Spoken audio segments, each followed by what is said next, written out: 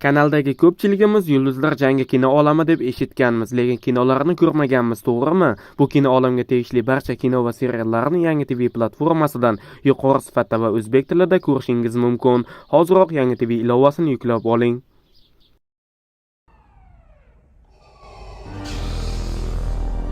Hammaga salom do'stlar. Bugungi videoda Yulduzlar jangi filmlaridagi antagonistlardan biri bo'lgan Darth Vader haqida gaplashamiz. Kommentariyada aytingchi, siz bu odam haqida avval eshitganmisiz o'zi? Shaxsan men bu yovuz bilan tanishganimga uncha ko'p vaqt bo'lmadi, lekin bolaligimdanoq ko'plab filmlarda uning ismini eshitganman.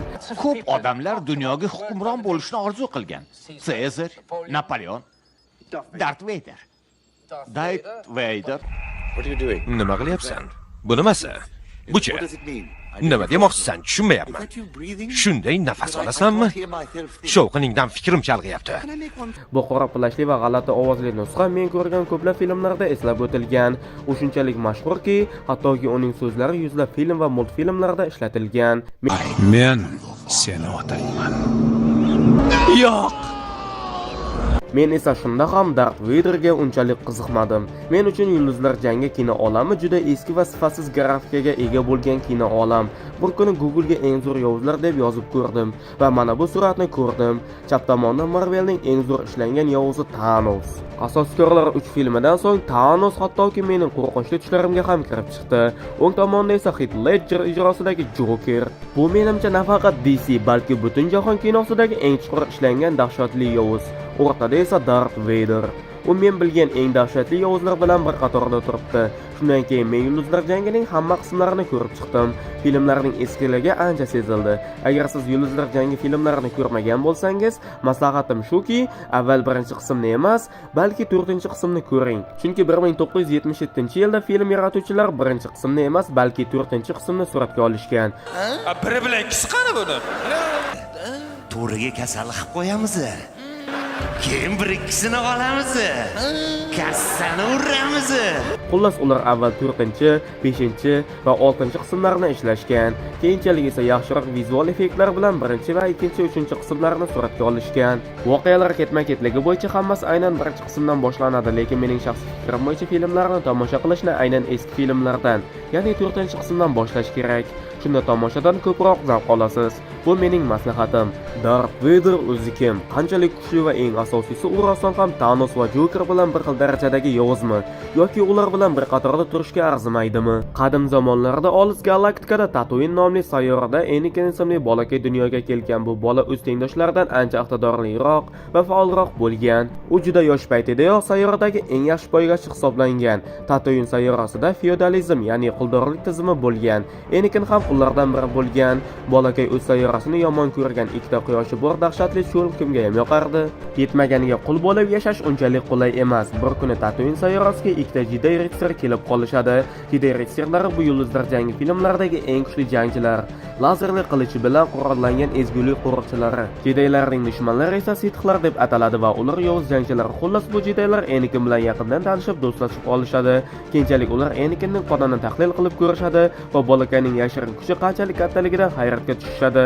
Eslatib o'taman, Anakin bu sayyorada shunchaki qul. Shu sababli Jedilar bolakayni oddiygina qilib qimorda yutib olishadi.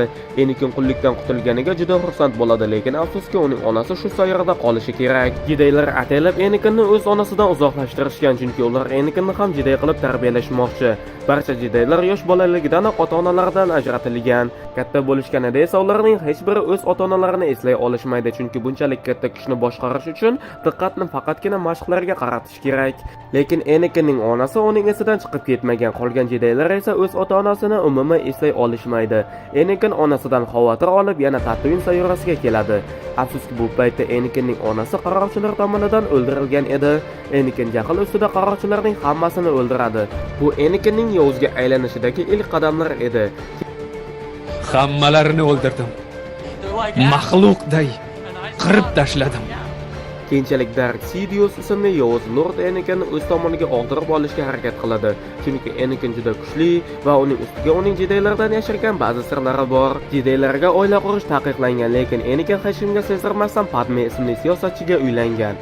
Dark Sidious bundan foydalanib, Anakinni yovuzga aylantirib oladi va unga Dark Vader deb ism qo'yadi. Tafsilotlar muhim emas. Muhimi Anakinning xotini baribir o'lgan. Anakinning o'zi esa lava daryosida kuyib ketgan. Anakinning kuchi shunchalik katta ediki, hattoki tanasining yarmidan ko'pi kuyib ketganda ham u o'lmagan, ammo o'z kuchining katta qismidan ayrilgan. Sidious Anakinni topib, uning tanasini mexanik qismlar bilan to'ldirgan.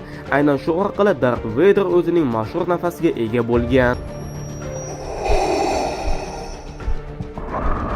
Vaderning bunaqa nafas olishi uning o'ziga ham yoqmagan. Operatsiyadan keyin u deyarli uxlay olmagan. Kostyum juda noqulay bo'lgan va Vaderning tanasiga juda ko'p og'riq bergan.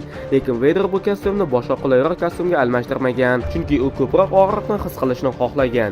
Gap shundaki, Vader og'riq va g'azabdan kuch oladi, xuddi Hulkka o'xshab. Qanchalik jahli chiqsa, shunchalik kuchli bo'ladi. Mana endi uning kuchi haqida gaplashamiz. Yulduzlar jangida Jedilar va yovuz Sithlar juda qiziqarli qobiliyatlarga ega. Ular bu qobiliyatlar manbaini kuch deb atashadi. Kuch bu qudratli ittifoq. Uni hayot vujudga keltiradi va to'ldiradi. Vaderning qobiliyatlari menga biroz cheksizlik toshlarini eslatib yubordi. Eng ko'p ishlatiladigan qobiliyat bu telekinez, ya'ni jismlarni boshqarish. Telekinez yordamida raqibga og'ir jismlarni uloqtirish yoki dushmanni to'liq harakatsizlantirish mumkin.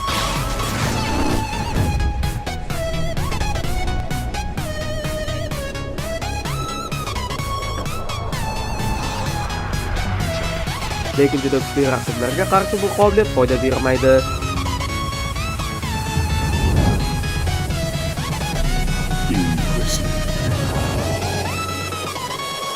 Vader telekinez yordamida uchib kelayotgan kosmik kemani ushlab qolishi yoki uni bo'laklab tashlashi mumkin. Lekin Vaderning eng sevimli usuli bu telekinez yordamida bo'g'ish. Eng qo'rqinchlisi, Vader bu qobiliyatni ancha uzoq masofada ham ishlatishi mumkin. Albatta, u Thanos kabi meteorit yomg'irini uyushtira olmaydi, lekin baribir juda kuchli. Eng kuchli Sithlar o'z barmoqlaridan chaqmoq chiqarishlari mumkin. Bu chaqmoqlar yordamida hattoki kosmik kemalarni ham yo'q qilishlari mumkin. Lekin Vader bu qobiliyatdan foydalana olmaydi, chunki uning kostyumi chaqmoqlarga chidamsiz. Agar bu chaqmoq chiqarsa, o'zi halok bo'lishi mumkin. Vader juda uzoq vaqt harakat qilsa, kichik jismlarning atom strukturasini o'zgartirishi mumkin.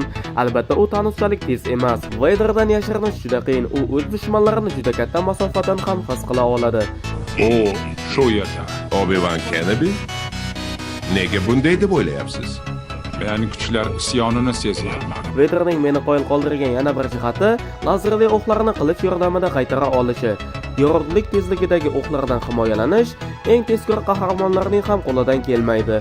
Aslida hamma Jedilar yosh bolaligidan shunday qila olishadi, lekin qanday? Gap shundaki, ularda kelajakni oldindan ko'ra olish qobiliyati bor. Kuch orqali ko'p narsani ko'rasan. O'zga joylarni, kelajak va o'tmishni. 4-qismda Luke ko'zlari yopiq holda ham lazerlardan himoyalana oladi, chunki u lazerning qachon otilishini sezgan. Bu xuddi o'rgimchak odamning sezgisiga o'xshaydi. Xavfni oldindan sezgani uchun u o'qlarga osonlikcha chap beradi. Darth Vader nafaqat yaqin kelajakni, balki bir necha kundan keyingi voqealarni ham ko'ra oladi. Bu xuddi Doktor Strange'ning kelajakni oldindan ko'rishiga o'xshaydi. Lekin Vader ko'rgan voqealar doim ham bo'lavermaydi, chunki kelajak o'zgaruvchan. Kelajak mudom o'zgarib turadi. Vader odamlarning fikrini o'qiy oladi. Uning telepatik qobiliyati shunchalik kuchliki, hatto eng kuchli Jedilar ham undan o'z fikrlarini yashira olishmaydi.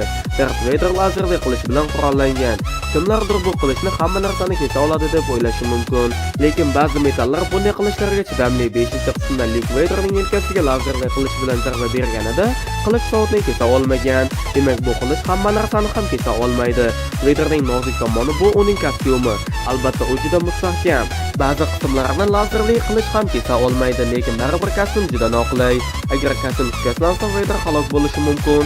Avval aytganimdek, chaqmoq yordamida bu kostyumni ishlab chiqarish juda oson. Buning ustiga kostyum Vaderning harakatlarini ancha cheklab qo'ygan. U qolganlarchalik harakatlana olmaydi, lekin shuncha kamchiliklarga qaramay, Darth Vader galaktikadagi eng kuchli jangchilardan biri hisoblanadi. U bir o'zi o'nlab Jedilar bilan jang qila oladi. Personajning menga yoqqan tomoni esa oxir oqibatda o'zidagi yovuzlikni yengib, Dark Insidius'ni to'xtatish uchun o'zini qurbon qilgani bo'ldi. Menimcha bu rostdan ham juda ta'sirli. Vader shubhasiz o'z davrining eng zo'r yo'zi bo'lgan, lekin menimcha u baribir Thanos va Jokerdan bir pog'ona pastda. Darth Vaderning mashhurligi bekorga emas ekan. U chindan ham ajoyib personaj ekan. Aytishim mumkinki, u mening eng sevimli personajlarimdan biriga aylandi. Yana aytaman, agar siz Yulduzlar jangi filmlarini ko'rmagan bo'lsangiz, birinchi qismdan emas, 4-qismdan boshlang. Ko'proq mazza qilasiz. Bugungi video shulardan iborat edi. Keyingi videolar nima haqida bo'lishini istasangizni albatta kommentariyaga yozing. Bugungi video sizga yoqqan bo'lsa, like bosib kanalga a'zo bo'lishni unutmang. Keyingi videolarda ko'rishguncha sog' bo'ling, salomat bo'ling.